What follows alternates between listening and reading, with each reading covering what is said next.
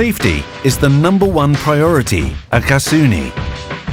Not only do we take measures to ensure that we can continue to transport natural gas safely and reliably, we also feel it's important for everyone who's employed by Gasunie to be able to work safely. Some of our safety regulations are so vital to safe working with Gasunie that they form the basis of everything we do to work safely. These are our 10 golden rules of safety. This film looks at the 10 golden rules of safety in more detail. The 10 golden rules of safety apply to everyone who undertakes any activity for Gasunie. Before you start work, you must know what personal protective equipment, PPE, to use. Please consult your work instructions, regulations, SHE plans, work permits, and location guidelines. The mandatory personal protective equipment at gas transport locations are flame retardant and anti-static clothing, safety shoes, a safety helmet, and safety goggles. At locations where gas is being transported, it is mandatory to wear personal gas detection equipment, and in locations where there is a danger of asphyxiation due to the presence of gases that reduce levels of oxygen, an oxygen sensor must be worn.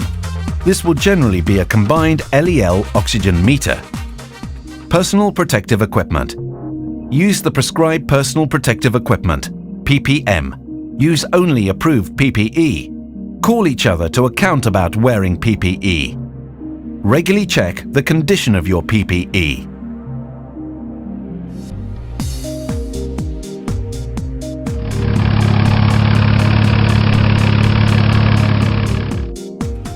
Alcohol and drugs. You are forbidden to attend work under the influence of alcohol or drugs. No alcohol or drugs are to be taken when working or driving.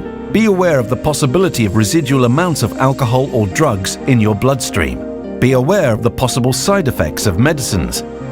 Intervene if someone at work is taking alcohol or drugs.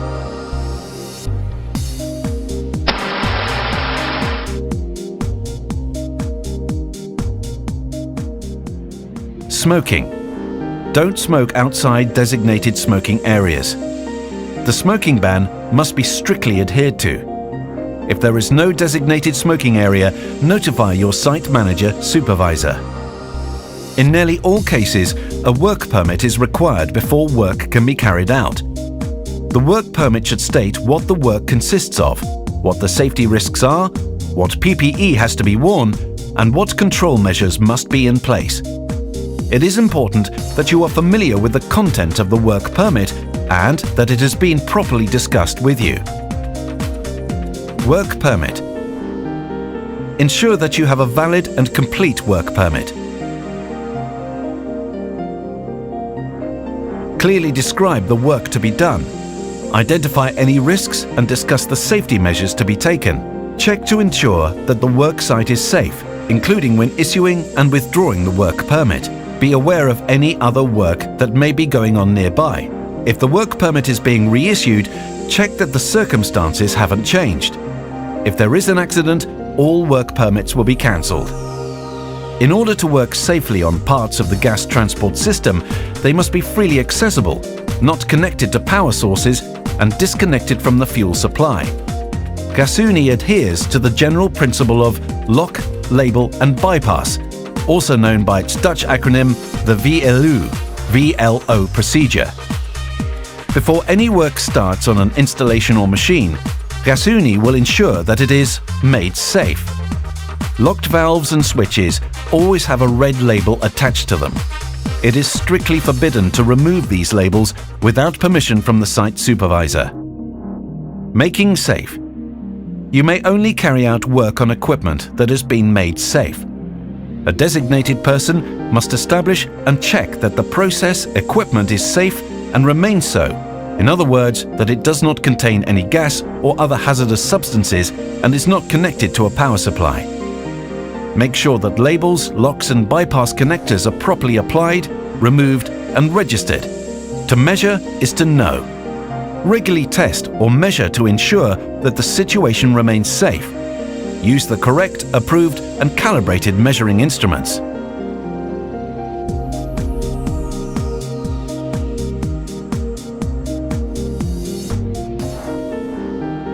Working at heights. Work safely at heights. Only carry out work on scaffolding with a safety release label. Where necessary, use a fall prevention harness. Only work on a ladder if it is stable and has been erected under the correct corner of the scaffold. Be alert to the risk of falling objects.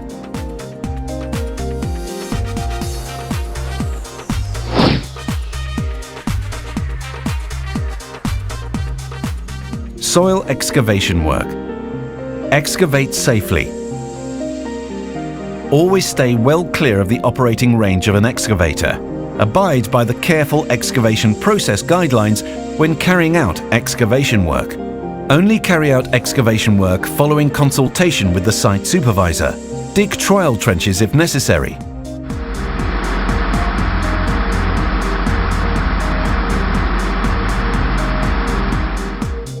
Lifting and hoisting. Never walk or stand under a load that is being lifted. Never enter a cordoned-off area containing a suspended load without permission. Always follow the instructions. Ensure clear and correct role allocation and communication. Avoid lifting or hoisting loads above gas supply pipelines. Work sometimes has to be carried out in enclosed spaces. Working in enclosed spaces is always a high-risk activity.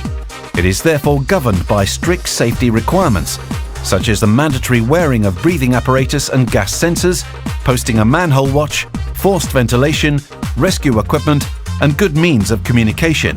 All the control measures needed to work safely in an enclosed space are always specified on the work permit. Enclosed spaces. Make sure the enclosed space can be safely entered. Never enter the space without a safety release label. Always post a manhole watch at the entrance. Keep the oxygen concentration constantly monitored. Ensure suitable rescue, protection and communication equipment. Only work with safe voltage levels.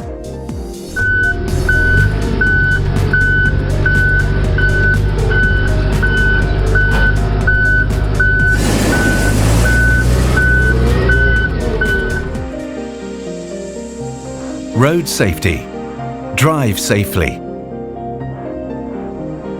Keep to the traffic rules, including on installations.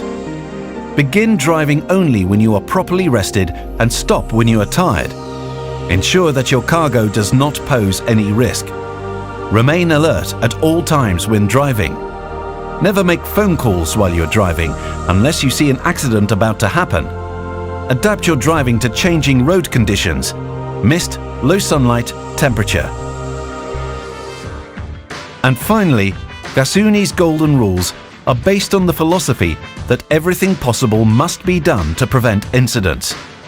The golden rules of safety have been drawn up to clearly demonstrate that we apply limits that must not be exceeded. And if they are, it could lead to an extremely hazardous, possibly life-threatening situation. Anyone who sees someone who is not complying with the golden rules will be expected to call them to account. Of course, safety is not just about rules. Communication and good coordination between the various parties is also crucial. So at all times, think safety. Workplace bullying is any repeated and unreasonable behaviour directed at a worker or group of workers. Okay, wise guy. Well, here's something less obvious. While workplace bullying includes the kind of behaviour we typically associate with bullying, Good morning, fellow co-worker. Get out of my face, loser. it also includes other more subtle forms of unreasonable behaviour, like this, this, Hey, let's all go out for lunch today, but don't tell you-know-who. and this. This job you've given me seems pointless and it isn't part of my job. Yeah, but what are you going to do about it? And even though they're being a total jerk, it's kind of a good question. What are you going to do about it?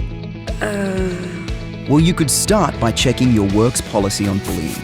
You might like to talk to someone you trust, maybe a friend, I had a similar thing happen to me once, and it feels crap. or a manager, supervisor, or HR. Just how awful this must be for you. Now that I know, we can nip this in the bud. Or maybe even the person who's giving you a hard time. Excuse me, this is not okay and it has to stop. Or if all that doesn't work, I said, get out of my face, loser. you might like to consider taking it further. Hello, Inspector? I need to speak to someone about bullying. Because here's something else that might not be obvious. You never have to tolerate that crap, and you deserve better. Obviously.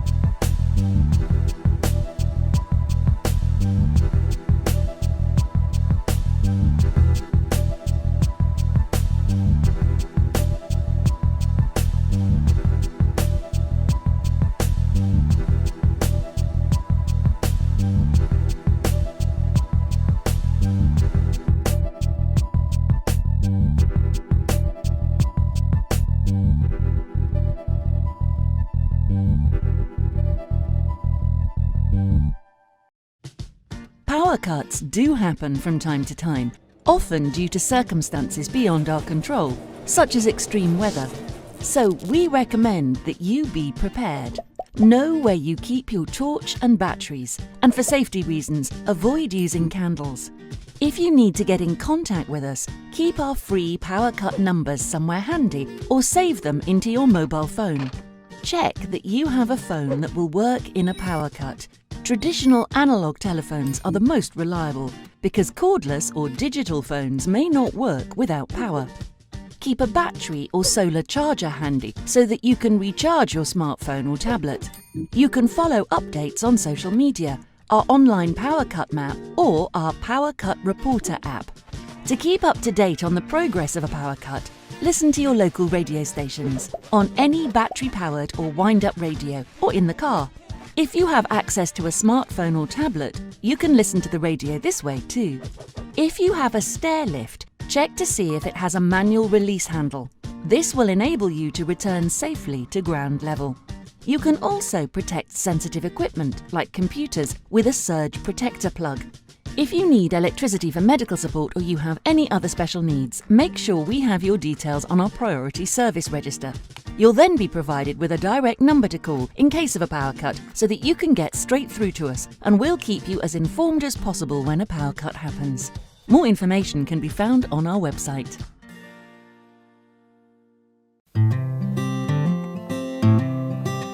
Set fire to your hair, poke a stick at a grizzly bear, eat medicine that's out of date, use your private parts as piranha bait.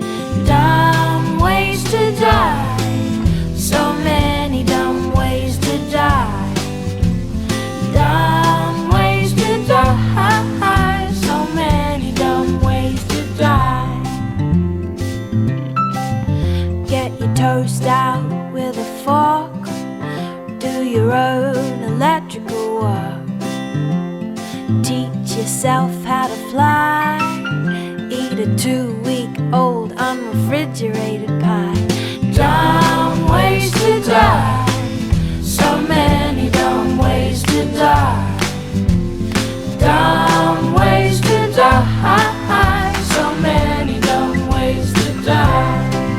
Invite a psycho killer inside, scratch a drug dealer's brand new ride. Take your helmet off in outer space, use a clothes dryer as a hiding place. Dumb ways to die, so many dumb ways to die. Dumb ways to die, so many dumb ways to die. Keep a rattlesnake as a pet, sell both your kidneys on the internet. Eat a tube of super glue. I wonder, what's this red button do? Dumb ways to die, so many dumb ways to die. Dumb ways to die, so many dumb ways to die. Dress up like a moose during hunting season, disturb a nest of wasps for no good reason. Stand on the edge of a train station platform, drive around the boom gates at a level crossing, run across the tracks between the platforms. They may not rhyme, but they're quite possibly the dumbest ways to die. The dumbest ways to die. The dumbest ways to die.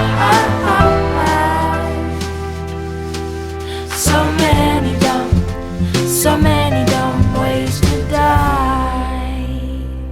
Be safe around trains. A message from Metro. Welcome to this Quick Take Rapid Learning module.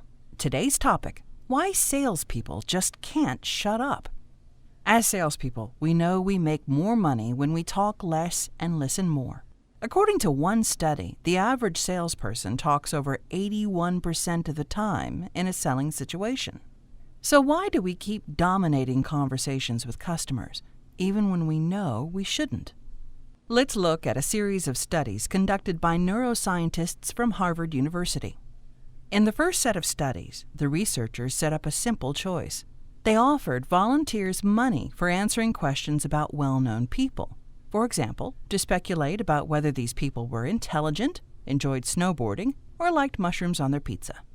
Or the volunteers could choose to answer similar questions about themselves and get paid nothing. It turned out that people couldn't resist the opportunity to talk about themselves. The study found that people would give up between 17 and 25% of their potential earnings to talk about themselves rather than others. In a second series of studies, the researchers wanted to discover why this urge is so powerful. So they used MRI tests to track brain responses while subjects talked about themselves.